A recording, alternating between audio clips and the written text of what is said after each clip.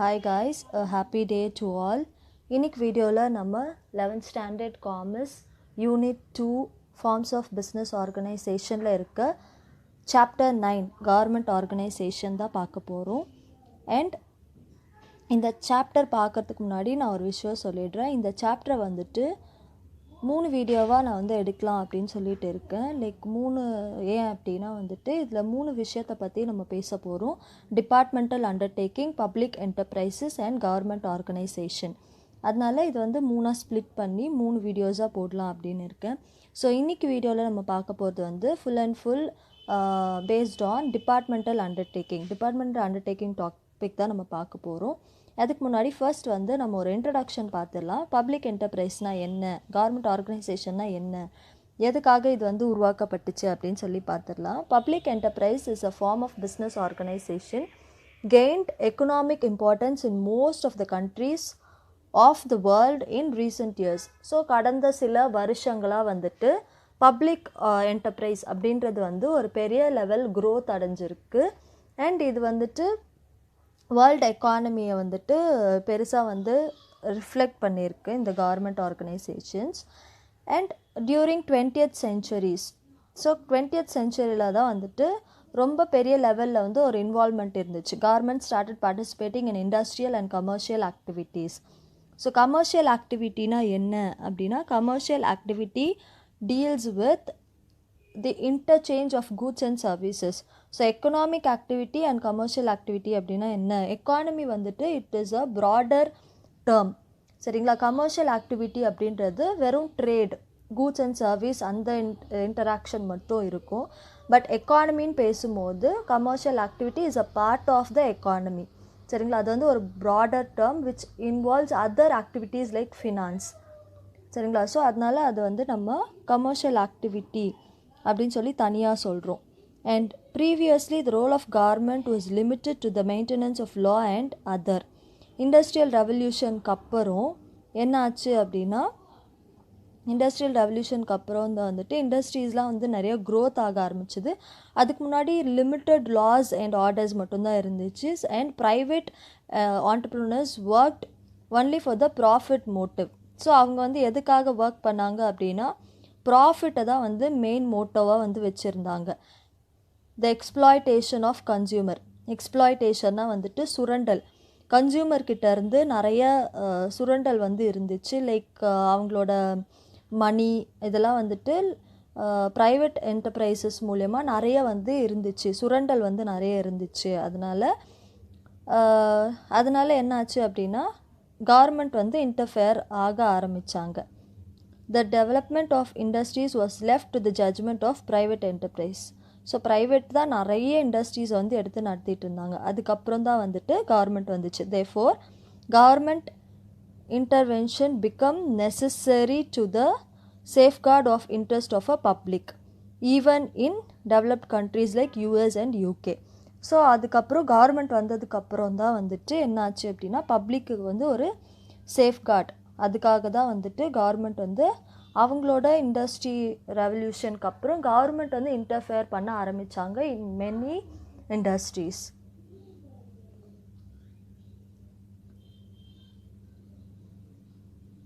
So the government thus can own and control industry and business in 2 ways.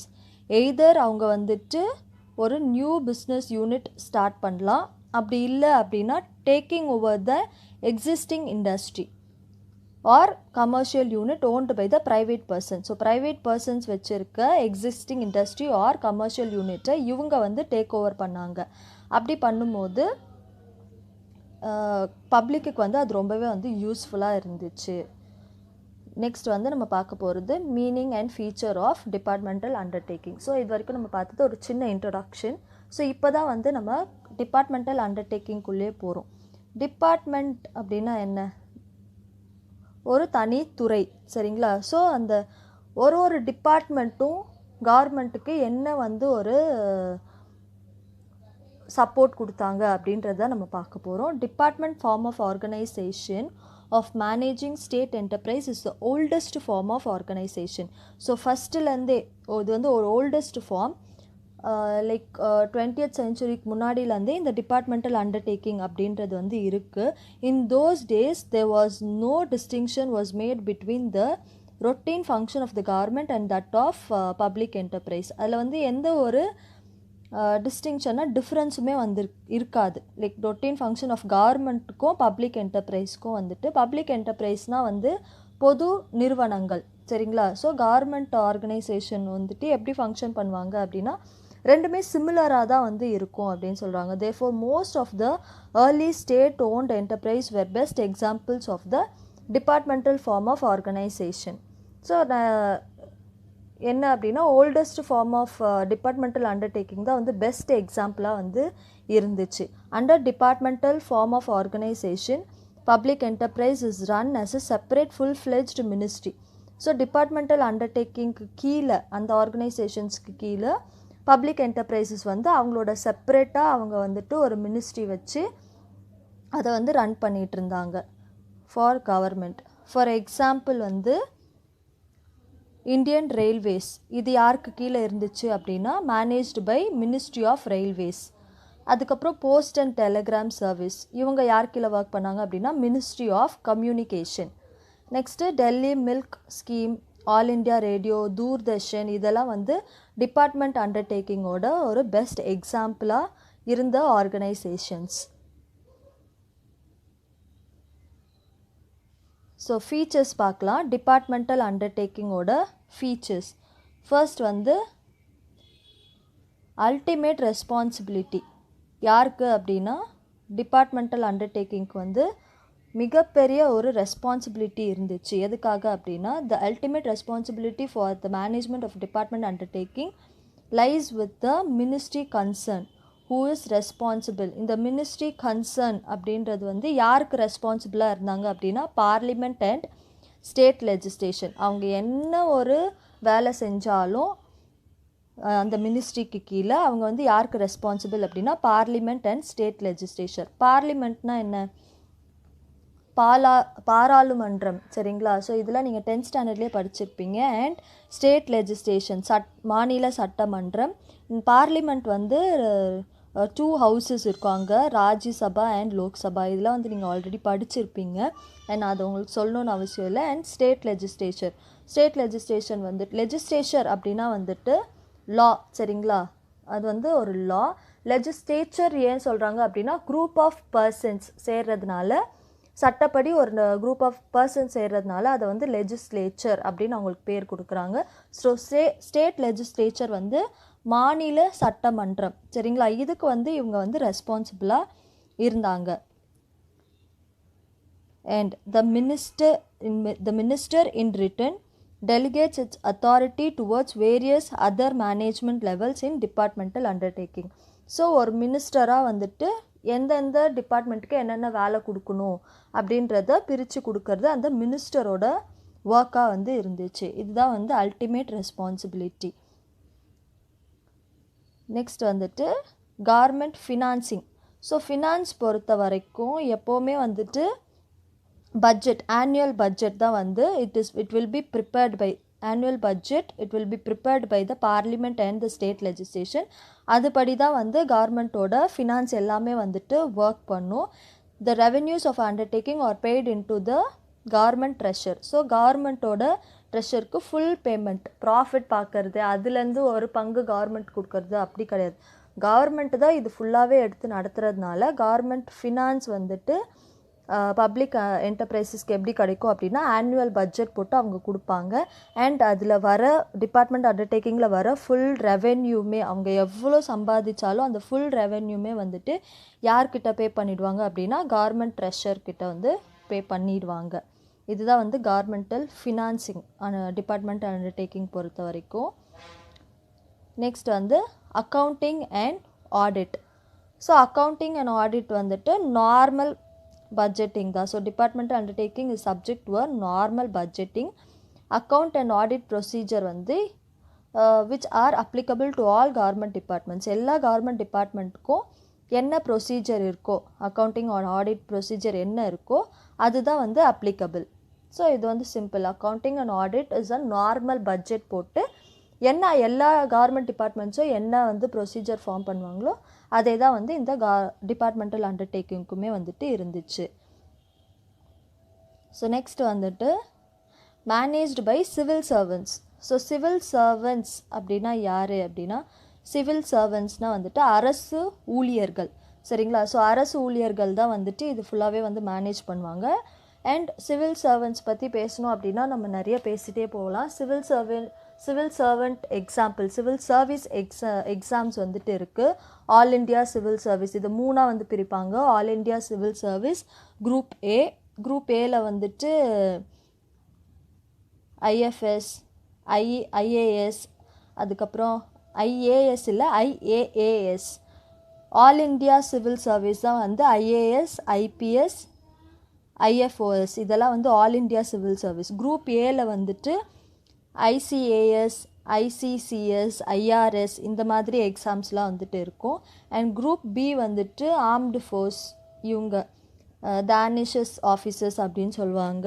DANICS and DANIPS இதெல்லாம் வந்துட்டு நீங்கள் வந்து search பண்ணி பாருங்கள். ஸோ சிவில் சர்வீஸ் இப்போது நீங்கள் படித்து முடித்ததுக்கப்புறம் இதெல்லாம் வந்துட்டு உங்களுக்கு யூஸ் ஆகும் 11th 12th முடித்ததுக்கப்புறம்.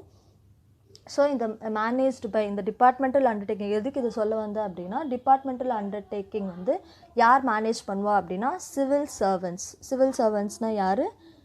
அரசு ஊழியர்கள். சரிங்களா? So the department undertaking is manage by the civil servants who are subject to same service conditions as applicable to civil servants of government. So கவர்மெண்ட்டில் இருக்க சிவில் சர்வன்ட்ஸ்க்கு என்ன ரூல்ஸ் அண்ட் ரெகுலேஷன்ஸ் இருக்குது, conditions இருக்கோ அதே தான் வந்துட்டு இந்த டிபார்ட்மெண்டல் அண்டர்டேக்கிங்கில் வேலை செய்கிற சிவில் சர்வன்ட்ஸ்க்கும்.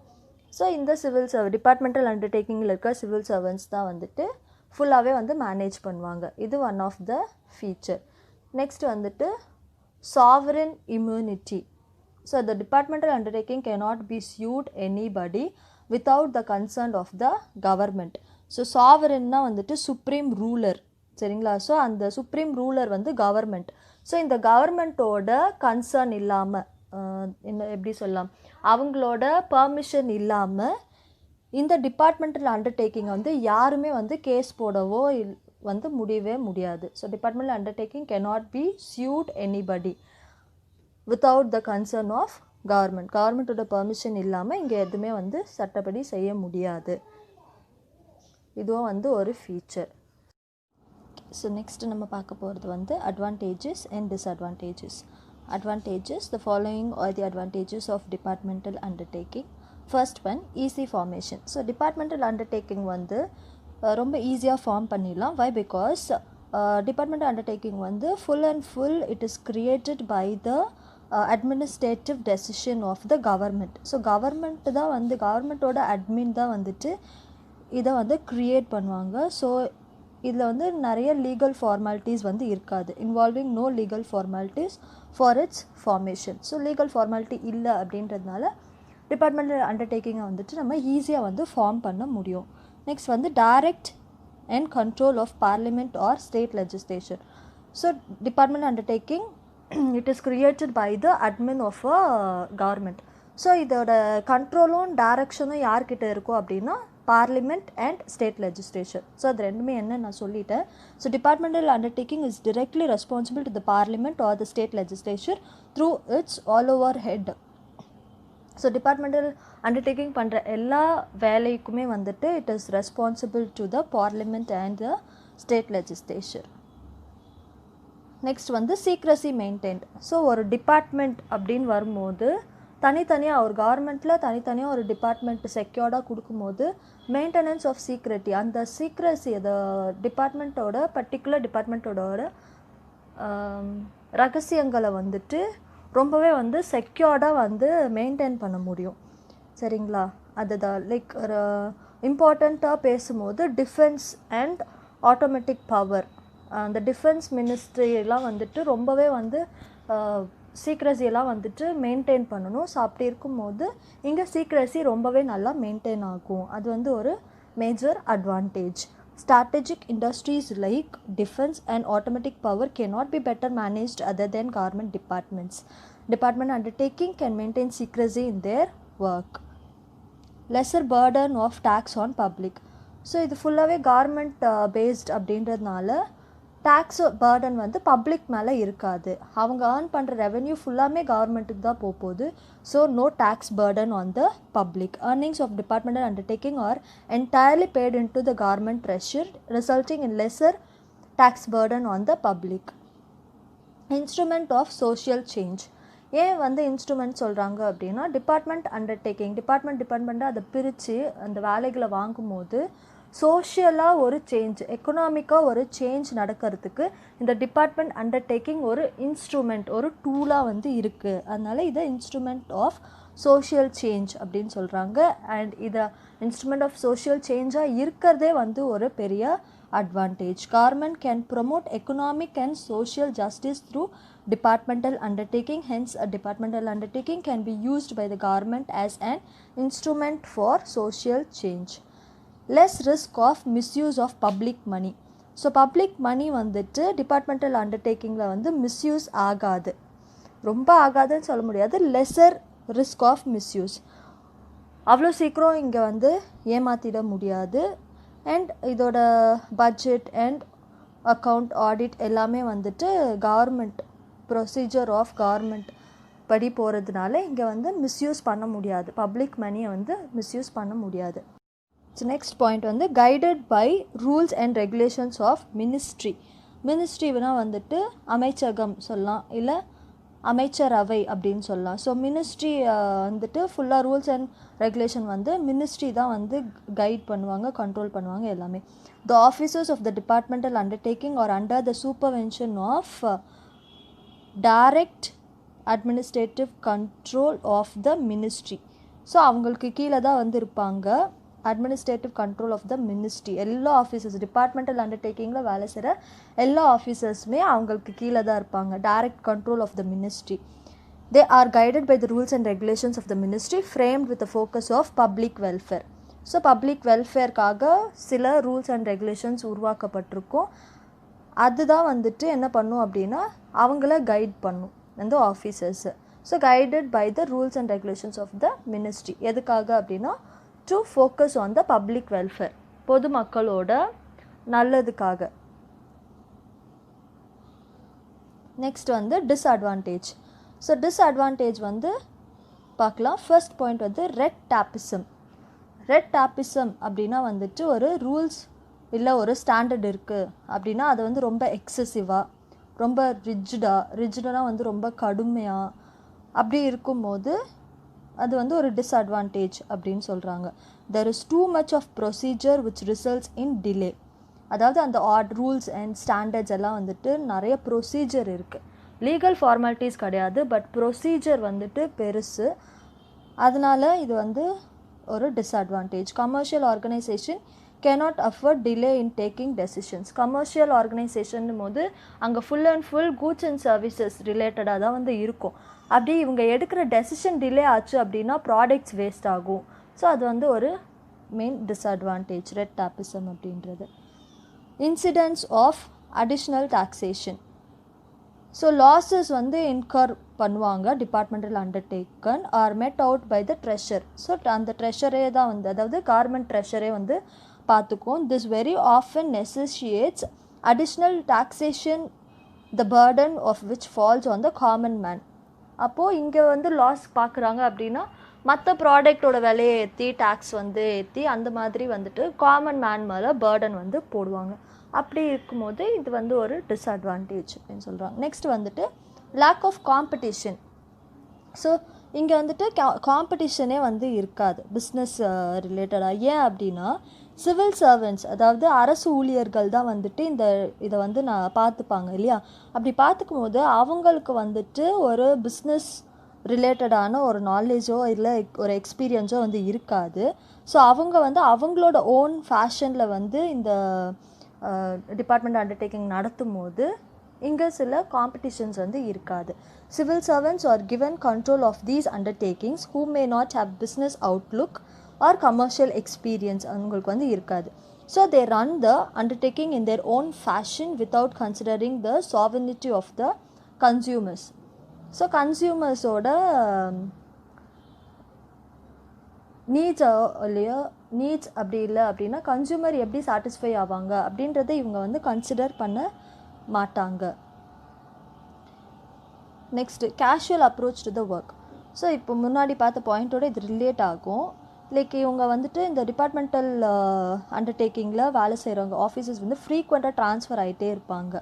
அது ரொம்ப காமன். ஸோ அவங்களோட அப்ரோச் எப்படி இருக்கும் அப்படின்னா, ஜென்ரலாக ஒரு வேலை செய்யணும், நம்மளுக்கு வந்து வேலை கிடச்சிருக்கு, அந்த வேலையை செய்யணும், அப்படி தான் இருக்குமே தவிர அவங்களுக்குன்னு சொல்லிட்டு ஒரு எக்ஸ்ட்ரா எஃபர்ட் ஒர்க் ரிலேட்டடாக அவங்க வந்து போடவே மாட்டாங்க. கேஷுவல் அப்ரோச் தான் வந்து கொடுப்பாங்க. ஸோ அது வந்துட்டு ஒரு ஒரு ஆர்கனைசேஷனோட ஆப்ரேஷனல் எஃபிஷியன்சியை வந்துட்டு ரொம்பவே அஃபெக்ட் பண்ணும். As officers of departmental undertaking are subject to frequent transfers, they develop a sense of casual approach to work. As a result, the operational efficiency of the undertaking suffers a lot. So operational efficiency அப்படின்னா இந்த business ரிலேட்டடாக அவங்க செய்கிற எல்லா ஒர்க்குமே வந்து operations தான். So அது அங்கே வந்து ஒரு எஃபிஷியன்சி இருக்காது, அது எஃபெக்டிவாக இருக்காது அப்படின்னு சொல்கிறாங்க. நெக்ஸ்ட் டிஸ்அட்வான்டேஜ் வந்துட்டு government interference. So department undertaking is created by whom? The government decisions அவங்க தான் வந்து க்ரியேட் பண்ணுறது. அப்படி இருக்கும்போது கவர்மெண்ட்டோட ஓவர் இன்டர்ஃபரன்ஸ் இந்த டிபார்ட்மெண்ட் அண்டர்டேக்கிங்கில் இருக்கிறதே வந்து ஒரு டிஸ்அட்வான்டேஜ். அவங்களால ஓன் டெசிஷன்ஸ் எடுக்க முடியாது, ஓனாக ஒரு பாலிசி க்ரியேட் பண்ண முடியாது, அண்ட் இது வந்துட்டு டிலே ஆகும். ஸோ இந்த மாதிரி அவங்க கண்ட்ரோல் பண்ணும்போது இவங்களோட டெசிஷன்ஸில் டிலே ஆகும். அது வந்து ஒரு disadvantage. There is an excessive government interference and control in the departmental organization.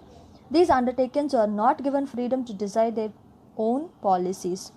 So இங்கே வந்து ஓன் பாலிசிஸ் வந்து அவங்க எடுக்கிறதுக்கான வாய்ப்பு அவங்களுக்கு கொடுக்க மாட்டாங்க. Centralised control. ஸோ இந்த மாதிரி ஒரு கண்ட்ரோல் கவர்மெண்ட் கிட்டேருந்து வரதுனால, இந்த கவர்மெண்ட் இன்டர்ஃபரன்ஸ் வரதுனால which leads to delay in action. அதுக்கப்புறம் என்ன ஆகும் அப்படின்னா red tapism and bureaucracy have become the limiting features of this organisation. So bureaucracy அப்படின்னா வந்துட்டு அதிகாரத்துவம் இங்கே வந்து இருக்காது. அதனால் இந்த ஆர்கனைசேஷன் வந்துட்டு கவர்மெண்ட் இன்டர்ஃபரன்ஸ் பண்ணுறதுனால இவங்களுக்கு அதிகாரம் வந்து இருக்காது அப்படின்றது ஒரு major disadvantage. Next lack of professional management and fear of criticism. So professional management lack அப்படியே சொல்கிறாங்க அப்படின்னா சேம் அந்த சிவில் சர்வன்ட்ஸ் அந்த பாயிண்ட்டு தான் இங்கேயோ வரும். இந்த department undertaking is manage by the civil servants. So இது ரொம்ப ரிப்பீட்டட் பாயிண்ட்டாக இருக்கும். Who do not possess professional management skill. அவங்களுக்கு என்ன இருக்காதான், ப்ரொஃபஷ்னல் மேனேஜ்மெண்ட் ஸ்கில் வந்து இருக்கார். Moreover these managers could not afford to be innovative. அவங்களால இன்னோவேட்டிவாக இருக்க முடியாது. cannot afford to be innovative because of a fear of criticism. அவங்களுக்கு criticism வந்துட்டே இருக்கிறதுனால, யார் மூலயமா criticism வரும் அப்படின்னா by the minister or the parliament, மேலேருந்து அதாவது கவர்மெண்ட் அஃபீஷியல்ஸ் கிட்ட இருந்துட்டு ஒரு criticism வரும் அப்படின்ற ஒரு பயத்திலே வந்துட்டு இவங்க என்ன பண்ண மாட்டாங்க அப்படின்னா ஒரு இன்னோவேட்டிவாக வந்து கம்பெனியை வந்து நடத்தணும், அதாவது டிபார்ட்மெண்ட் அண்டர்டேக்கிங்கை நடத்தணும் அப்படின்ற எண்ணம் வந்து அவங்களுக்கு இருக்காது. ஸோ அந்த ப்ரொஃபஷ்னல் மேனேஜ்மெண்ட் ஸ்கில் வந்து இங்கே லேக் ஆகும். அது வந்து ஒரு பெரிய மேஜர் டிஸ்அட்வான்டேஜ். ஸோ இவ்வளோ தான் வந்துட்டு இன்னும் இருக்குது ஃபினான்ஷியல் டிபெண்டன்ஸ். ஸோ நெக்ஸ்ட் பார்க்குறது financial dependence. A departmental undertaking is economically and financially depend on the government budgetary allocation. Government எவ்வளோ பட்ஜெட் கொடுக்குதோ அதை டிபெண்ட் பண்ணி தான் இந்த டிபார்ட்மெண்டல் அண்டர்டேக்கிங் வந்து இருக்காங்க. அப்படி இருக்கும்போது as such it cannot have its own independent long range investment decision. So long ரேஞ்சுக்கு ஒரு இன்வெஸ்ட்மெண்ட் பண்ணலாம், நம்மக்கிட்டேருந்து காசு போடலாம் அப்படின்னு வரும்போது இவங்கக்கிட்ட என்ன இருக்காது அப்படின்னா பட்ஜெட் வந்து இருக்காது. which may bring enormous prosperity to the undertaking. So எனாமரஸ்னால் மகத்தான ஒரு பெரிய இழப்பு வந்து அவங்களுக்கு வரும். ஏன் அப்படின்னா அவங்கக்கிட்ட ஃபண்ட் இல்லை, ஒரு லாங் ரேஞ்சில் வந்து ஒரு பிஸ்னஸ் வந்து இன்வெஸ்ட் பண்ணலாம் அப்படின்னு நினைக்கும் போது அவங்க கவர்மெண்ட்டை தான் வந்து டிபெண்ட் பண்ணி இருக்கணும். அந்த financial dependency is a major disadvantage for departmental undertaking. So இது வரைக்கும் நம்ம பார்த்தது வந்து disadvantages of departmental undertaking, advantages, disadvantages and features. So next வீடியோவில் வந்துட்டு நம்ம பப்ளிக் கார்ப்பரேஷன் பற்றி பார்க்கலாம். அதுலேயும் வந்துட்டு meaning, definition and feature, advantage, disadvantage same இப்போ டிபார்ட்மெண்ட் அண்டர்டேக்கிங் என்ன பார்த்தோமோ அதே வந்து இருக்கும். ஸோ அது நான் நெக்ஸ்ட் வீடியோவில் சொல்லித்தரேன். அண்ட் இன்னும் 2 வீடியோவில் நம்ம இந்த சாப்டர் வந்து முடிச்சிடலாம். I hope you would have understood the concept. Please share the video with your friends and subscribe the channel for more videos. Thank you guys. Have a happy day.